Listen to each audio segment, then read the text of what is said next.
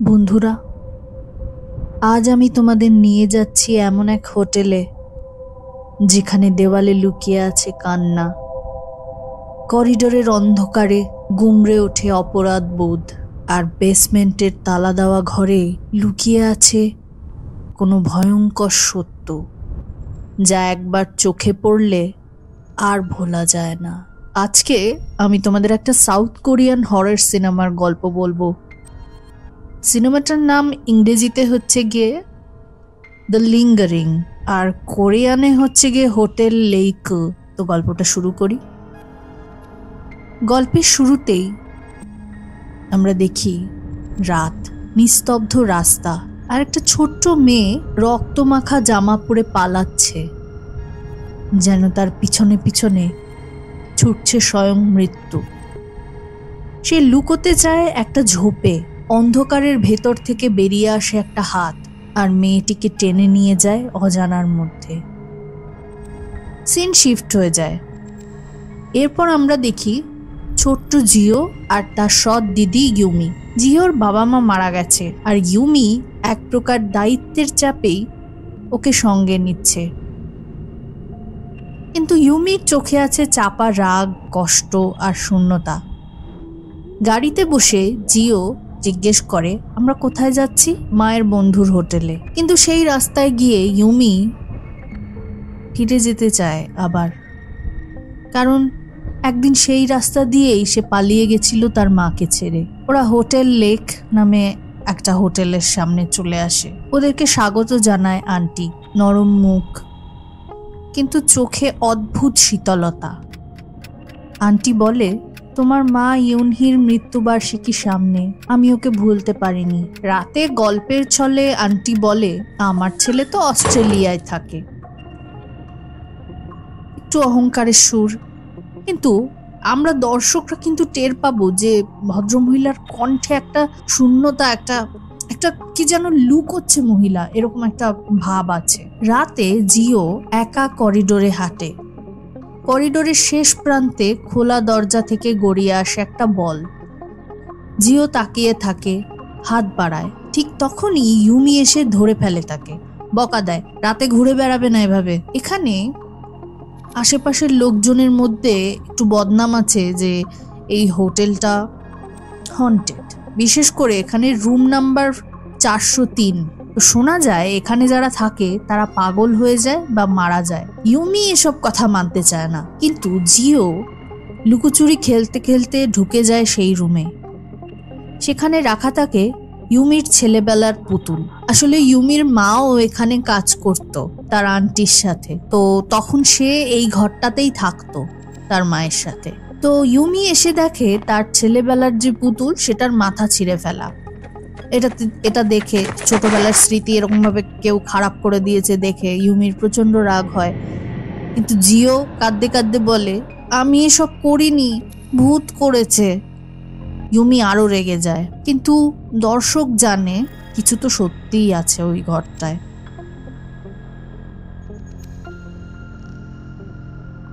এখানে একজন নতুন হাউসকিপার, মানে ইউমির মা মারা যাওয়ার পরে যিনি এখন অ্যাসিস্ট্যান্ট বা হাউসকিপার হিসেবে কাজ করেন, তার নাম ইয়েরিন।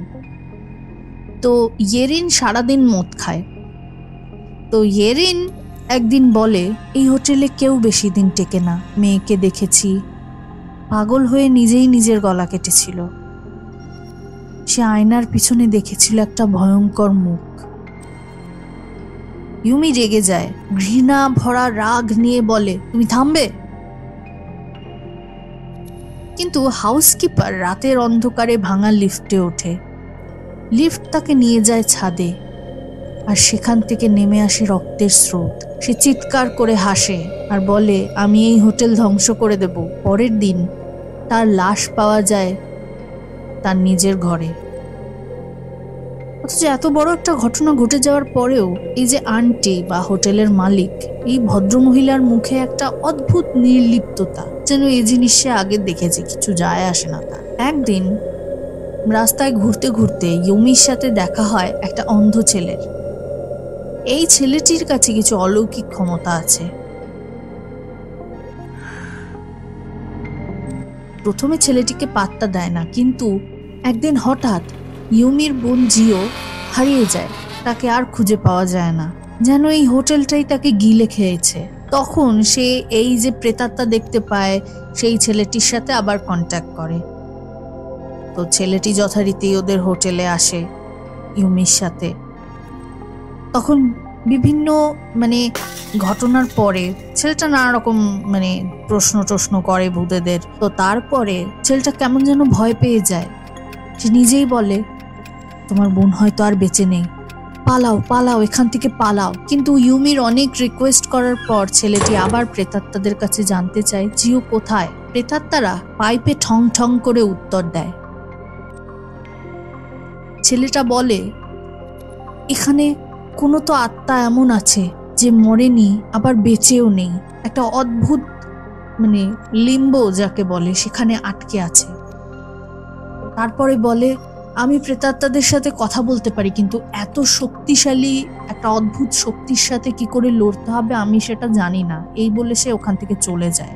এইবার ইউমির হঠাৎ করে এই আন্টির উপর সন্দেহ বাড়তে থাকে। তার মনে হয় যে আন্টির ছেলের সাথে কথা বললে হয়তো আন্টির ব্যাপারে কিছু জানতে পারা যাবে। তাই ইউমি খুঁজতে শুরু করে আন্টির ছেলেকে। ওখানকার লোকাল এক বৃদ্ধ জানায়, ওই ভদ্রমহিলার ছেলে, ও তো অস্ট্রেলিয়া গিয়ে পাগল হয়ে গিয়েছিল, তারপর এখানে চলে আসে এবং তারপর একদিন হঠাৎ আত্মহত্যা করে।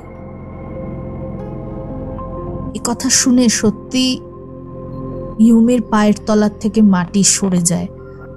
যে এই তো আন্টি বলছিল, হ্যাঁ আমার ছেলে অস্ট্রেলিয়ায় অনেক বড় চাকরি করে, ওখানেই আছে, খুব ভালো লাইফ পাচ্ছে, অথচ এত বড় একটা কথা যে তার ছেলে আসলে বেঁচেই নেই। বোনকে খুঁজতেই একদিন হোটেলে ফিরে ইউমি চুরি করে বেসমেন্টের চাবি, কারণ এই হোটেলের বেসমেন্টে সে এর আগে কখনো যায়নি। বেসমেন্টে গিয়ে সে দেখে লুকোনো একটা ঘর, সেখানে অজস্র সিসিটিভির মনিটর রাখা, অর্থাৎ হোটেলের প্রত্যেক কোনায় হিডেন ক্যামেরা লাগানো, আর ভিতরে আরো বিভৎস দৃশ্য। আন্টি এখনো তার ছেলের পচা গলা মৃতদেহ রেখে দিয়েছে। সে প্রায় বিহ্বল অবস্থায় দাঁড়িয়েছিল, হঠাৎ অন্ধকার কোণা থেকে আন্টি বেরিয়ে আসে। একটা পুলিশ এই এত কিছু যে ঘটনা ঘটছে, জিও হারিয়ে গেছে, তো তাকে খুঁজতে খুঁজতেই ইউমির পিছন পিছন ওই ঘরটাতে পৌঁছে যায়, কিন্তু পুলিশও তাকে বাঁচাতে পারে না, পুলিশকেই উল্টে আন্টি খুন করে দেয়। ইউমিকে একটা চেয়ারে বেঁধে ফেলে আন্টি। তারপর ইউমির হাত কেটে ছেলের মৃতদেহে তার রক্ত লাগিয়ে দেয়। কোনো এক ধরনের তান্ত্রিক রিচুয়াল করতে থাকে সে, আর বিড়বিড় করে বলতে থাকে, আমার ছেলে মরেনি, আমার ছেলে মরেনি, ও ফিরবে, ও ফিরবে। ইউমির এই সময় মনে পড়ে তার নিজের মায়ের কথা। ছোটবেলায় তার মা অত্যধিক ড্রাগস নেওয়ার কারণে মানসিক ভারসাম্য হারিয়েছিল। একদিন তার মা কাঁদতে কাঁদতে বলেছিল, তুই ওকে আমায় ছেড়ে চলে যাবি, কিন্তু এই ড্রাগ অ্যাডিক্টেড মায়ের সাথে ইউমি থাকতে চায়নি। পরে সে শুনেছিল তার মা আত্মহত্যা করেছে। আজও সেই অপরাধ বোধ তাকে তাড়া করে বেড়ায়। ইউমি প্রায় মরতেই বসেছিল। আমরা দেখতে পাই যে ইউমির মায়ের আত্মা এখনো তাকে সাহায্য করছে, কারণ আন্টি তাকে খুন করতে চায়। ইউমি লড়তে শুরু করে। সে আন্টির গলার মধ্যে ওই কাঁটাটা গেঁথে দেয়। চারিদিকে খুঁজে সে ওই বেসমেন্টেরই একটা ঘরে জিওকে বাঁধা অবস্থায় পায়। জিওকে কোনো রকম ছাড়িয়ে টাড়িয়ে নিয়ে ওরা দুজনেই পালাতে চায়, কিন্তু হোটেলের ভিতরের যে অন্ধকার, সেটা যেন একটা প্রেত মূর্তি হয়ে দাঁড়িয়েছে, কিছুতেই ছেড়ে দিতে চায় না ওদের। আর এদিকে ওই পাগল আন্টিও এখনো মরেনি, সে আবার পাগলের মতন দৌড়ে আসে, কিন্তু সে পড়ে যায়। ইউমি আর জিও অবশেষে সেই অভিশপ্ত হোটেলের অন্ধকার থেকে বেরিয়ে আসে। তাদের পিছনে পাগলের মতন ধাওয়া করে আন্টি। সে মানসিক ভারসাম্য একেবারেই হারিয়েছে। সে মাতৃত্বের নাম করে যা করছিল সেটা অন্যায়। প্রথম ভিকটিম নয়। এই ভদ্রমহিলা কালা জাদু করে তার ছেলেকে বাঁচানোর এর আগেও চেষ্টা করেছে। এর আগেও এই এলাকায় প্রচুর মিসিং বাচ্চা কাচ্চা পাওয়া গেছে, যাদেরকে খুন করে করে সে তাদের রক্ত টক্ত দিয়ে কিছু একটা রিচুয়াল করার চেষ্টা করেছে। তাদেরই আত্মা হোটেলে এখনো ঘুরে বেড়াচ্ছে। কিন্তু শেষমেশ ইউমির মায়ের আত্মা 2 মেয়েকে বাঁচিয়ে দেয়, আর ওরা কোনো রকম গাড়িতে বসে পাগলের মতন গাড়ি চালিয়ে পালিয়ে যায়। সাউথ কোরিয়ান হরর সিনেমাগুলো বেশ ভয়ের হয়। এই সিনেমাটা হয়তো অতটা ভয়ের, মানে এদিক সেদিক দিয়ে ভূত চলে আসছে এমন কিছু নয়, কিন্তু তোমাকে দেখতে হবে। হরর মানে একটা আবহ তৈরি করেছে। কিন্তু এন্ডিং নিয়ে যদি কথা বলি, সিনেমাটা নিয়ে যদি আরো বেশি কথা বলি, তাহলে বলা যায় সিনেমার শেষটা বা এই সিনেমাটা শুধু হরর নয়। একটা এই যে ওর মা মানসিকভাবে অসুস্থ ছিল, ড্রাগ অ্যাডিক্ট ছিল, ওর মাকে কোনোভাবেও সাহায্য করতে পারেনি বা এত বছর মায়ের কোনো খোঁজ নেয়নি। ওর মা সম্ভবত আরেকবার ধর্ষিতা হয়েছিল এবং যার ফলে তার মায়ের আরেকবার সন্তান হয়, এরকম একটা হিন্ট আমরা পেতে থাকি। কারণ ওর মা একেবারেই মানসিক ভারসাম্যহীন ছিল এবং সেক্ষেত্রে একটা বাচ্চা জন্ম দেওয়া এবং এভরিথিং। তো বোনের প্রতি সে কোনো দায়িত্ব নেয়নি, তার কারণ সে জানতোই না যে তার মা আরেকবার জন্ম দিয়েছে কাউকে, এবং সে নিজেকে নিজে ক্ষমা করতে পারেনি। অর্থাৎ এই গল্পটা কোথাও না কোথাও হররের থেকেও বেশি গিল্ট, ট্রমা বা নিজেকে ক্ষমা করে দেওয়ার গল্প।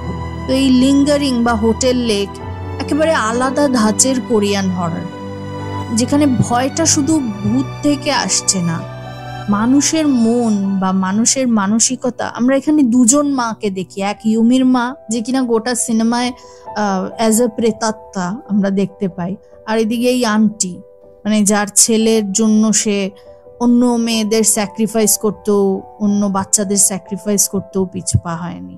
সুতরাং এই হলো সিনেমাটার এন্ডিং। তোমাদের যদি গল্পটা ভালো লেগে থাকে তাহলে কিন্তু লাইক, শেয়ার, সাবস্ক্রাইব করতে একদম ভুলো না। আর আমাকে কমেন্টে লিখে জানিও কিন্তু এই সিনেমা তোমার কেমন লেগেছে, বুঝেছো? তাহলে দেখা হচ্ছে পরের ভিডিওতে। ততক্ষণ রহস্যে থেকো।